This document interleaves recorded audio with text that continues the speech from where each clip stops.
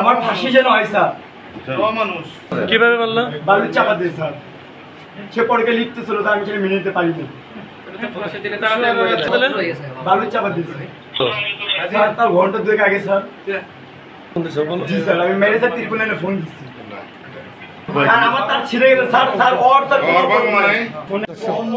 আমি রয়েছি এই মুহূর্তে গাজীপুরের কাশিমপুরের। আজকের যে বিষয়টা একটু মর্মান্তিক একটা বিষয়, সেটি হচ্ছে স্বামী স্ত্রীকে বালিশ চাপা দিয়ে হত্যা করার পর 999 ফোন দিয়ে পুলিশ এনেছেন। দর্শক, আমি যদি একটু দেখাই যে এই মুহূর্তে যে যে স্বামীটি তাকে মানে বালিশ চাপা দিয়ে মেরেছে, তার যে অবস্থা সেটাতে 2 বছরের একটি বাচ্চা এবং 2 মাসের একটি বাচ্চা কিন্তু রয়েছে এই মহিলাটির, যাকে মেরে ফেলা হয়েছে।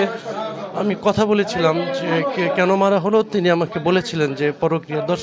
দর্শক একটু দেখায় যে এই মুহূর্তে কিন্তু যে এই স্বামী কিন্তু তাকে, তার স্ত্রীকে গলা যে মুখে বালিশ চাপা দিয়ে হত্যা করেছে আরও এখন থেকে প্রায় 1.5 ঘন্টা আগে, এমনটি কিন্তু বলেছিলেন। দর্শক, একটি 2 মাসের একটি বাচ্চা তার কাঁধে। এবং আমি একটা বিষয় জানিয়ে রাখি যে মেরে ফেলার প্রায় 1-1.5 ঘন্টা পরে কিন্তু 999 ফোন দিয়ে পুলিশ এনেছে যে তাকে যে মেরে ফেলেছে। আমি একটু জানবো আসলে আপনার স্ত্রীকে আপনি কেন মারলেন, কখন মেরেছেন?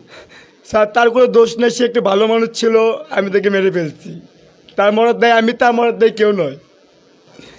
দর্শক, অত্যন্ত কষ্টের যে একটি বিষয়, তিনি বলেছিলেন যে তার স্ত্রীকে সে মেরে ফেলেছে এবং আর কোনো কেউ দোষ নেই, এমনটি কিন্তু বলেছিলেন। তবে 2 বছর এবং 2 মাসের যে 2টি শিশু রয়েছে, শিশুগুলো দেখেছিলাম যে তার মৃত মায়ের পাশে বসে তাকে মা মা করে ডেকেছিলেন এবং কান্না করেছিলেন, এমনটি কিন্তু আমরা দেখেছিলাম। তবে এই মর্মান্তিক ঘটনায় আমরা থানা পুলিশের সাথে কথা বলেছিলাম, তারা কিন্তু আমাদেরকে জানিয়েছেন যে গভীর অথবা অন্য কোনো যদি বিষয় থাকে তাহলে তারা তদন্ত করে তারা পরবর্তীতে আইনগত যে ব্যবস্থা, সেই আইনগত ব্যবস্থা কিন্তু তারা নেবেন।